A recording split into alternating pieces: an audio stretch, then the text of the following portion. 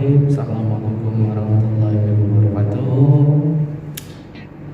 Terima kasih buat yang sudah selamat naik kelas di kelas 12, baik 12 IPA 1 ataupun 12 IPA 2. Semoga di kelas 12 ini kita mulai bisa belajar, tidak mengulangi waktu kejadian kelas 10 ataupun kelas 11, terutama tentang matematika peminatan. Semoga di kelas 12 ini bisa mulai mau belajar dari insya Allah ke depannya dan bisa lulus dan bisa masuk perguruan tinggi PTN negeri dimanapun yang kalian pahami. Oke, kita mulai belajar tentang matematika peminatan. Nah, matematika peminatan yang Pak Ari ajari yaitu di kelas 12 itu materinya adalah limit fungsi trigonometri. Tapi sebelum ke sana fungsi limit trigonometri, ayo kita coba perhatikan bersama-sama. Nah, limit fungsi trigonometri itu ada apa sih? Nah, salah satu yang ada dari limit fungsi trigonometri itu adalah banyak langkah, banyak cara untuk mengerjakannya, yaitu sebenarnya dari beberapa hal yang akan kita pelajari, yaitu sifat-sifat serta beberapa hal tentang trigonometri. Nah, serta ada salah satu pembahasan soalnya. Jadi apa sih bedanya pembelajaran yang ini? Jadi sifat-sifat yang pertamanya itu kalau dia limit x mendekati 0, intinya nanti huruf x diubah menjadi angka 0. Kalau yang ini limit x mendekati a, artinya x mendekati bilangan tertentu. Ini nanti sifat-sifat istimewa, contoh soal, latihan soal, dan pembahasan soal.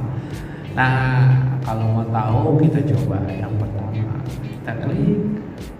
Nah, ini yang pertama. Sifat-sifat dari limit x mendekati 0. Yang pertama yaitu ini. Kalau ada nilai limit x mendekati 0, sin x per 1 sama dengan 1. Jadi ini kalau ininya. Nah, begitu juga buat dibalik. Apabila limit x mendekati 0, x-nya di atas dan sin x-nya di bawah, hasilnya 1. Jadi kalau hurufnya ini sama, itu hasilnya 1. Nah, begitu juga kalau nilai tan x per tan x, limit x mendekati 0, cara bacanya x per tan x. Nah, ini juga hasilnya 1. Nah, begitu juga kalau dibalik, limit x mendekati 0, tan x per x sama dengan 1. Jadi di kelas 12 ini nilainya hanya kita belajar trigonometrinya sin dan tan. Gimana ya Pak kalau misalkan nanti akan ada cos? Jadi kalau akan ada cos itu harus dirubah dulu, ada caranya. Nanti kalau sudah menemukan soalnya baru bisa kita mulai. Nah, ini sifat instannya. Kalau limit x mendekati 0 apabila ax per sin bx, berarti kita ambil angkanya aja. Kalau tadi sama-sama huruf x, jadi 1x, 1x atau 1 per 1. Hasilnya jadi 1. Gimana kalau dia nanti angkanya berbeda? Nah, kayak gini, A, yang ini B. Berarti di atas angkanya misalnya 2, di bawah 3. Langsung kalau mau jawabannya 2 per 3. Gitu.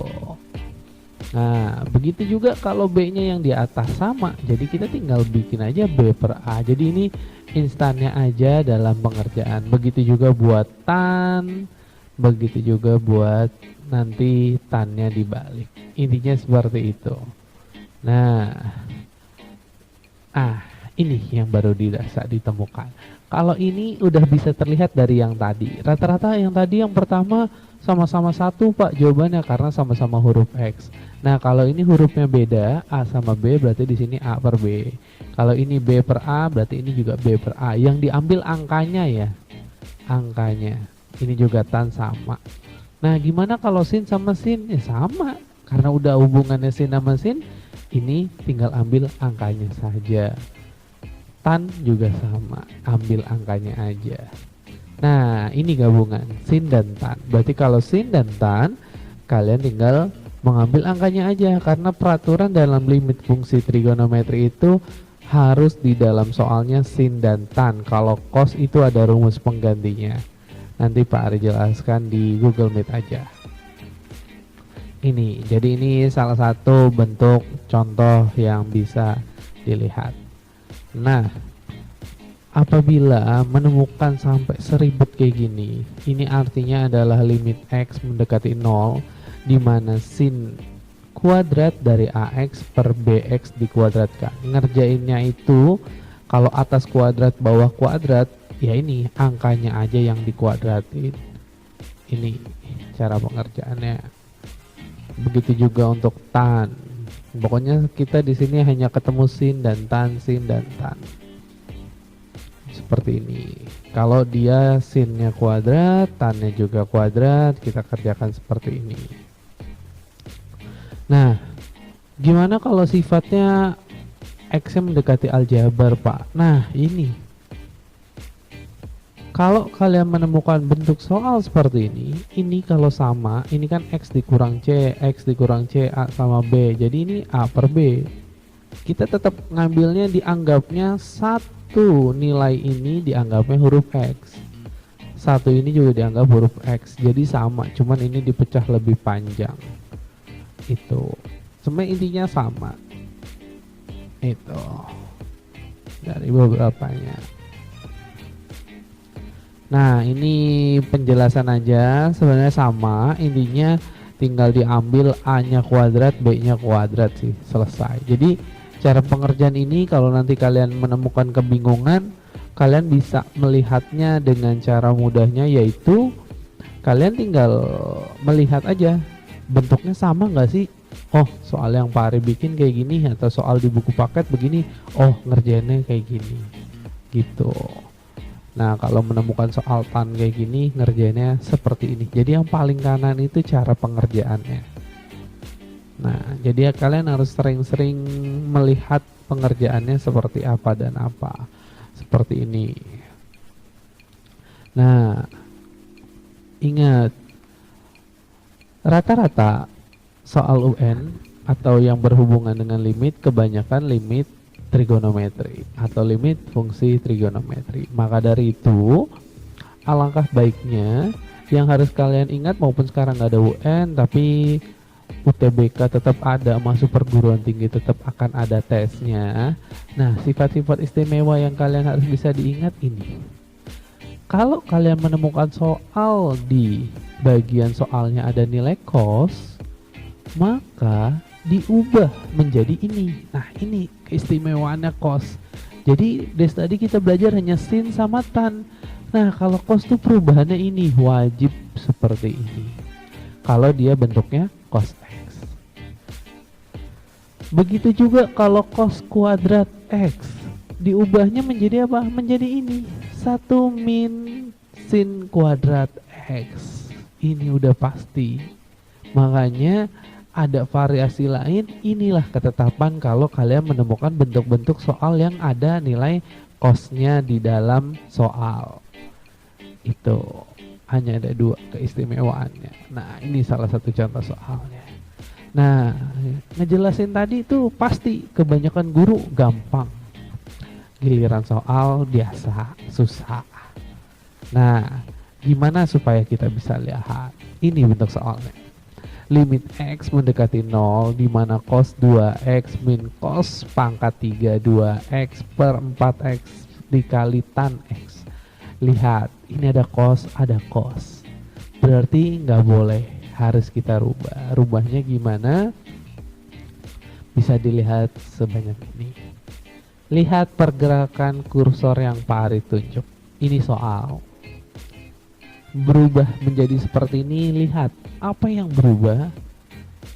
Pembilangnya dia tetap. Maaf, salah ucapan. Penyebutnya tetap, pembilangnya berubah. Apa sih yang berubah, Pak? Ini cos 2X cos pangkat 3 2X. cos 2x nya dikeluarin, ini jadi 1 min cos kuadrat 2x. Jadi karena ini pangkat 3 dikeluarin, jadi di dalam sisa 1, yang ini dikeluarin jadi 1. Nah, ini kan cos bisa berubah menjadi sin. Jadi ini sama ini nambah lagi nih, kalian punya sifat tambahan. Kalau kalian menemukan 1 min cos kuadrat 2x, berubahnya ini sin kuadrat 2x. Kalian mau tahu ini sebenarnya bisa belajar dulu di kelas 11. Tapi kelas 11 nya mungkin belum begitu baik, atau mungkin gurunya yang gak baik. Jadi alangkah baiknya diperbaiki sekarang. Jadi kalian boleh ini dicatat, 1 min cos kuadrat 2x itu berubahnya menjadi ini loh, sin kuadrat 2x. Nah, kalau sudah sampai sini berubah seperti ini, perubahan ini ke sini apa aja sih Pak Arin? Ini cos 2x nya sendiri, sin 2x nya ini, ngerjainnya pakai versi kuadrat, tannya dikerjain sendiri, angkanya ini dikerjain sendiri. Nah, cara ngerjainnya ini x nya ganti angka 0, 2 kali 0 jadinya cos 0. Ini x nya ganti angka 0, jadi ini 2 nya bisa dihasilkan langsung. Ini kenapa dibikin 2 per 2, sebenarnya ini penyederhanaan aja sih. Tapi kalau kalian bisa ingat rumus sifat yang di awal, kalau ngerjain bentuk kuadrat itu ngerjainnya adalah ini 2 per 1 dikuadratkan 2. Kalau kalian sudah paham, 2 per 1 dikuadratkan 2 menggunakan sifat yang tadi. Jadi ini dikerjain dulu, jawabannya apa sih? 2 per 1 atau 2. Karena ini kuadrat ya tinggal dikuadratkan. Ini x per tan x, ini hasilnya 1. Dan yang terakhir ini 1/4. Kalau yang nggak tahu 1/4 ini nongol dari mana? Ini di sini ada angka 1 dan ini ada angka 4. Jadi 4-nya ini dipisahin. X yang ini kena ke sini, tan X kena di sini. Itu pembagiannya. Udah, ini dikerjain cos 0 itu nilainya 1. Ini bisa tahu dari mana? Dari tabel trigonometri. Cos 0 1, cos 30 setengah akar 3, cos 45 itu setengah akar 2, cos 60 itu setengah, cos 90 itu 0. Jadi kalian harus bisa menghafali nilai cos. Nah, selanjutnya dah tinggal kita hitung aja. Jadi 1 dikali 2 kali 1 kuadrat ya, yang tadi Pak Ari bilang 2 kuadrat yaitu 4 dikali 1/4, jadi jawabannya 4 kali 1/4 1. Makanya rumus-rumus cos itu wajib kalian pegang tadi. Jadi dari yang udah ada, kita ada 2 ini cos X, rumusnya berubah menjadi seperti ini. Kalau cos kuadrat X berubah menjadi seperti ini. Nah, berikutnya yang tadi ini 1 min cos kuadrat 2x berubahnya ini sin kuadrat 2x. Itu tambahannya. Oke, lanjut. Nah, kalau kayak gini cos 2x, nah nambah lagi tuh ini perubahannya. Cos 2x itu dirubah menjadi seperti ini. Kenapa dirubah menjadi seperti ini? Karena di bawah dia mempunyai kesamaan, cosnya dikeluarkan seperti ini. Kita butuh cos sama sin. Jadi kalian harus hafal rumus-rumus trigonometri yang ada. Nanti Pak Ari jelasin di Google Meet deh, ada apa aja rumusnya sih, nanti kita jelasin di Google Meet. Jadi asal kalian bisa memecahkan rumus-rumus trigonometrinya, insya Allah sih aman, insya Allah. Nah, jadi ini disederhanakan seperti ini. Yang ini juga disederhanakan secara pemfaktoran karena sama-sama cosnya dikeluarin. Nah, setelah itu ini udah berubah 2. Ini berubah dari mana? Penyederhanaan yang ini. Nah, ini nambah catatan lagi kalian. Cos kuadrat 2x dikurang sin kuadrat x itu difaktorkan seperti ini. Nah, kalau udah seperti ini, yang bawah ini sama ini bisa dicoret, tinggal sisanya ini. Udah, kalau udah seperti ini nggak bisa disederhanakan lagi, tinggal nilai X-nya di input 180 dibagi 4 yaitu 45. Jadi X-nya ini dibagi salah, X-nya itu diganti dengan nilai 45 derajat. Jadi cos 45 ditambah sin 45 derajat per cos 45 derajat. Jadi setengah akar 2 ditambah setengah akar 2 dibagi setengah akar 2. Jadi jawabannya adalah setengah tambah setengah jadi akar 2 dibagi akar 2 itu akar 2 per setengah akar 2. Jadi ini kalau disederhanain jawabannya jadi 2 gitu. Kalau nggak tahu kita coba kemari dulu. Oke, ini ada drawing pad tadi setengah, aduh jelek, biarin lah, jelek ya, biarin lah. Setengah akar 2 ditambah setengah, oke jelek, 2 akar 2. Oke, per setengah. Oke, Pari kayak nggak bisa nulis ya, udah gitulah, nggak enak banget nih noraknya kayak gini. Nah, setengah akar 2 kayak gini. Nah, tadi Pak Are bilang hasilnya yang ini setengah tambah setengah, coba ganti lebih pennya. Nah, setengah tambah setengah, jadi yang atas adalah akar 2, yang bawah ini jadinya adalah